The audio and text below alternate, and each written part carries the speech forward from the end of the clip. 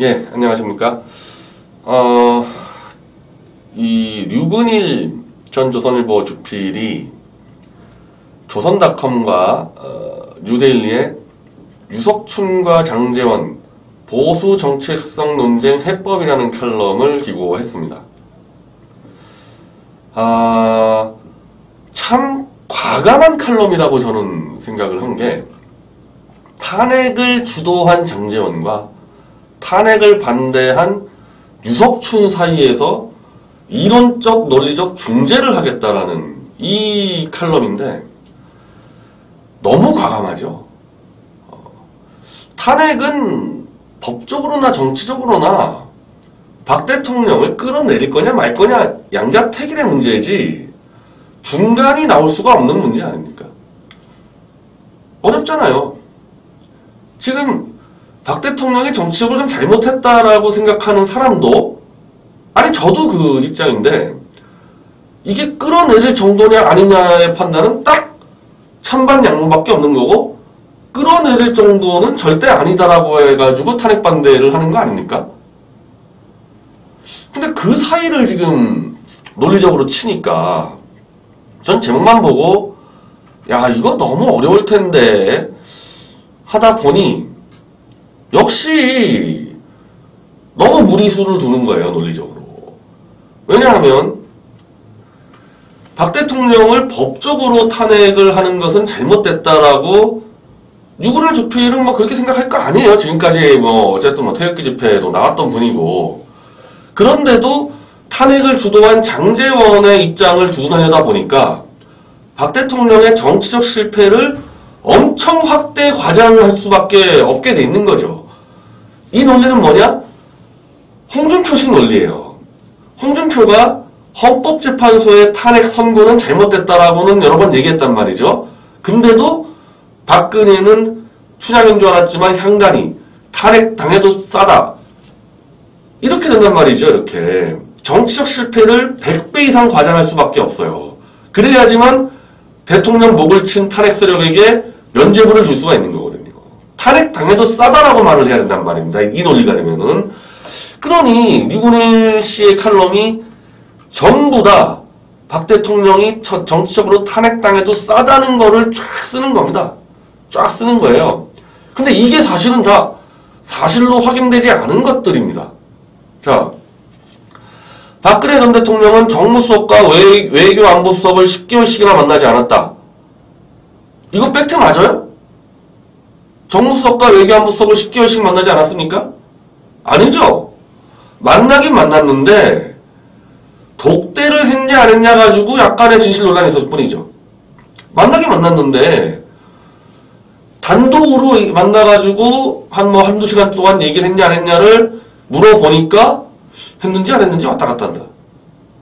몰라요. 팩트로 확정된 거 아닙니다. 그리고 독대가 반드시 좋은 건 아니에요. 그거는 여러 이 정치 전문가들도 얘기합니다. 정치학자들이. 차라리 여러 명 있어가지고 견제를 하도록 해서 보고하는 게 맞지, 독대했을 때 오히려 대통령을 속이는 짓들이 많이 나온다. 그래서 독대를 절대 하지면 안 된다고 얘기하는 사람들도 있어요. 근데 그거를 확정되지도 않은 정무수석과 외교안보수석을 10개월씩이나 만나지 않았다. 안 만나긴 뭘 안 만납니까? 매일 만났죠. 매일 수석회의 했을 거 아닙니까? 어떻게 안 만났다고 그런 표현을 씁니까? 이렇게 쓸 수밖에 없는 겁니다. 박 대통령을 탄핵당해도 싸다라고 매도하려다 보니까 이런 식으로 글이 나오는 수밖에 없는 거죠. 장관들의 대면보고를 허용하지 않았다. 이것도 이상하죠. 대면보고를. 이것도 확정된 사실 아닙니다. 물론 대부분 서면보고를 하는데 아주 긴급한 상황에서 장관들이 정말 대면보고를 못했나? 그것도 아직 확정된 거 아닙니다. 그냥 확인되지 않은 거를 막 갖다 쓰고 있어요. 긴급 상황 시에 참모들이 대통령 청와대 안에 어디 있는 줄을 몰라 우왕좌왕했다. 어느 참모들 얘기하는 거예요? 대통령의 위치는 참모들이 다 알 필요도 없고 알아서도 안 됩니다. 대통령 어디 있는지 다 알고 있어야 돼요. 청와대 직원들이. 이것도 논란거리들을 지금 전부 다 잘못된 걸로 지금 쫙 가고 있는 거예요. 인사의 전후 맥락과 까닭을 영 이해할 수 있는 경우가 많았다. 뭐 교문수석 환경부 장관 인사 실패는 많지만 그러면 인사에서 이명박이나 무슨 뭐 문재인은 잘했습니까? 박 대통령 인사 실패에 대해서 저도 여러 차례 비판했지만은 이게 무슨 탄핵 사유나 정치적 실패까지 가는 건 아니잖아요. 지금 문재인의 인사가 어떤데요? 이해할 수 없는 대인기피증과 자폐증 너무 악의적이죠. 이게 악의적이죠. 박근혜 대통령 대인기피증과 자폐증 이건 병인데 의사진단 받았습니까? 처음부터 박근혜는 탄핵당해도 싸다라고 밀고 가려니까 그냥 다 끌어모는 겁니다. 나쁜 얘기들을. 정무 기능을 아예 안 하기로 작정한 듯 했다. 동맹 형성 등 필수적인 정무 기능을 하지 않는 대통령. 그의 청와대 참모들은 캐비넷 정리도 안 한 채 도망쳤다. 이것도 사실관계 아니잖아요. 캐비넷 정리했다고 지금 얘기하고 있는데 캐비넷 정리 안 하고 도망쳤다. 그리고 그의 친중 반일 정책은 도로에 그쳤다. 실패했다. 친중 반일 정책 제가 여러 번 설명했죠. 이건 오바마 정권의 전략적 인내의 연장선이었다고. 이것도 대놓고 친중 반일이었다고. 이거 복거일 씨도 그러던데 하여튼 정규제 복거일 박근혜 탄핵을 정당화하려는 사람들이 꼭 들고 나오는 게 친중 반일 정책인데 아니 반일 정책은 이명박은 독도까지 밀고 가지 않았습니까? 대한민국 대통령 중에서 가장 친일 정책한 거는 김대중입니다. 김대중이 가장 친일 정책했어요. 대한민국 대통령이 친일 정책한다는 게 가능한 일입니까? 웬만해서. 이거 다 덮어씌워요 그냥 박근혜한테. 박 대통령 그렇게 그 마녀로 매도하려고 그 당을 친박도 아닌 진박들의 사당만으로 일색하려다 실패했다. 이것도 맞는 말인가요? 지난 총선 때 친박이랑 김무성이랑 손 잡았잖아요. 그래서 김무성 세력들 다 살아남지 않았습니까? 무슨 진박의 사당이에요? 오히려 김무성 같은 자하고 손 잡아가지고 문제된 거 아닙니까? 그래 놓고 이게 일단 박 대통령을 완전 마녀로 몰아놓고 이제 장제원에게 제가 볼 때는 통사정합니다. 탄핵주범 장제원에게 류근희 씨가 제발 우리 좀 좋게 좀 봐줘 통사정합니다. 이 정말 역겨운 문단들인데 한 문단이 자 태극기 집회에 참가한 시민들이 꽤 많았는데 이들은 딱히 박근혜 대통령과 그의 스타일을 좋아하고 지지해서 거리에 나간 게 아니다. 그들 역시 최순실 현상엔 어이가 없어 했다. 이거 그거 맞는 얘기입니까? 아니 그렇게 생각하는 사람도 있었지만은 박 대통령이 그래도 청렴하게 했고 최순실 건 같은 경우는 언론의 왜곡 과정이 너무 심하다 그렇게 생각하는 사람도 많지 않았어요? 이거 그렇게 딱 단정짓게 얘기할 수 있나요? 그리고 더 문제가 되는 거는 그들은 다만 자유민주 보수 진영이 그 길로 일패도지하는 게 너무 걱정돼서 뛰쳐나갔을 뿐이다. 이건 거짓말이죠. 이건 거짓말이죠. 태극기 집회 때 우리가 누구 단 한 명이라도 연단에 올라가서 우리 보수 진영이 이대로 죽을 수 없습니다. 그래서 나왔습니다. 얘기한 사람이 있습니까?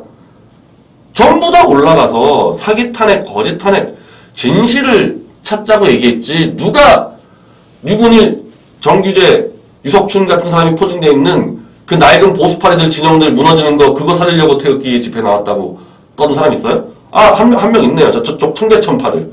서경석. 박근혜가 탄핵당하든 말든 관계없다. 나는 우파 정권만 만들면 된다. 그런 류들. 지금 그 논리 아닙니까? 그게 소수였습니까? 다수였습니까? 다수는 진실이었죠. 소수 보수파리들만 우린 정권만 원해요. 그렇게 나간 거 아닙니까? 이거 왜 이런 식으로 씁니까? 이거. 자, 그러면서 이렇게 얘기합니다. 그러면서 이제 탄핵에 대해서는 그냥 각자의 판단에 맡기자. 탄핵 찬성이냐 반대냐에 끝날 길 없는 이 씨름에 허구한 날 갇혀있을 필요는 없다. 지금 박근혜 대통령 지금 유죄 나오냐 무죄 나오냐 뭐 징역 20년 나오냐 감옥에서 쓰러지느냐 이런 판에 탄핵에 대해서 이제 입 닫자. 홍준표가 지령 내렸죠. 지난 일요일날 탄핵돼서 입 닥쳐라. 그대로 지금 가고 있잖아요. 홍준표 지령대로. 탄핵돼서 거론하지마. 박근혜 대통령 죽어나가든 말든 이제 버리고 간다. 지금 그 얘기 아닙니까? 그러면서 뭐 합리적 진보 막 떠드는 데는 이건 정말 말도 안 되는 얘기고, 무슨 복지가 무슨 합리적 진보의 전유물입니까? 대한민국 복지체계 제일 먼저 만든 게 박정희 대통령이라고 뭐 좌익들도 그렇게 얘기하는데, 그러면서 뭐 또 우파 보수의 공멸을 막고, 에이, 이런 식으로 하면 안 되고, 쉽게 얘기하면 그 얘기 아니에요.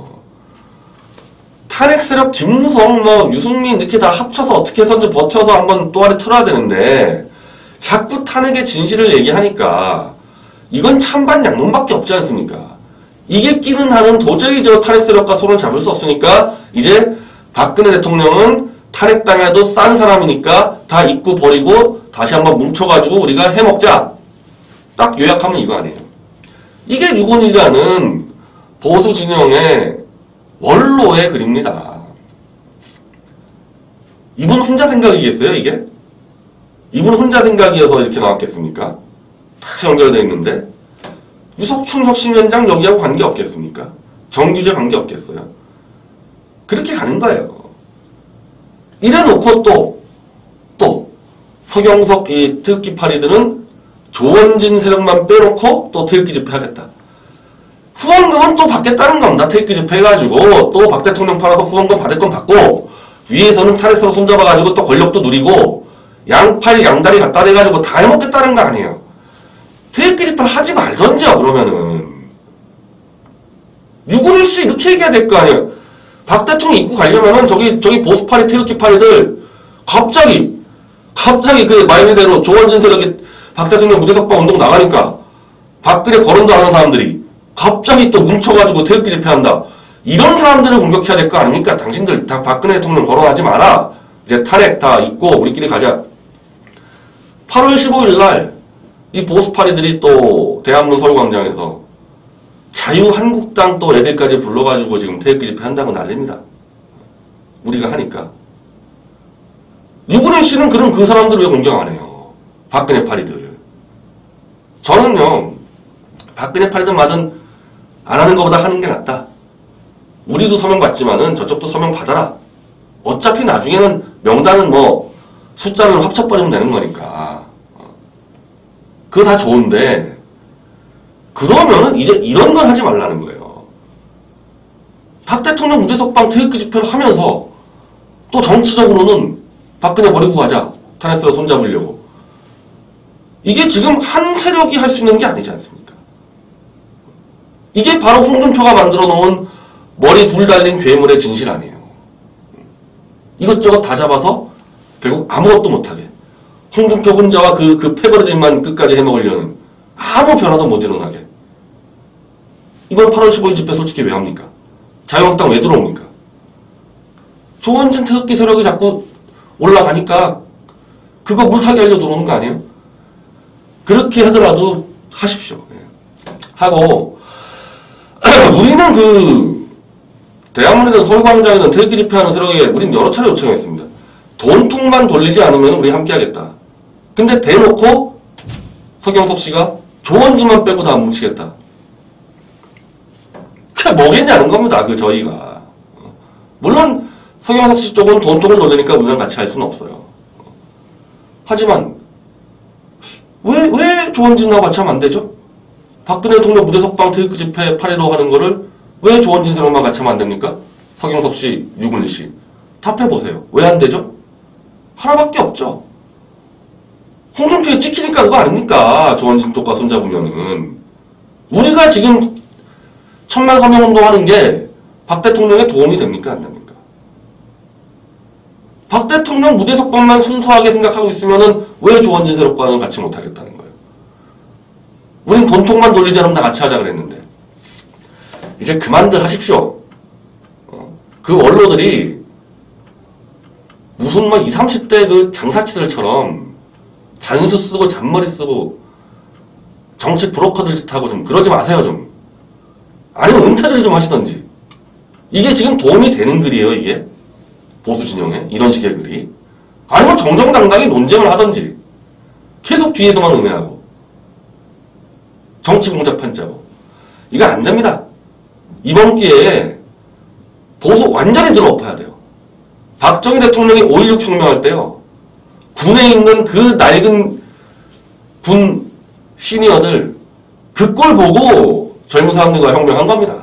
안 돼요. 너무 구태가 반복이 돼서 아무것도 못합니다. 이래가지고 저는 단호히 이런 분들과 결별을 하겠습니다. 정치적 결별하겠습니다. 독자길로 세계 만들어 나가겠습니다.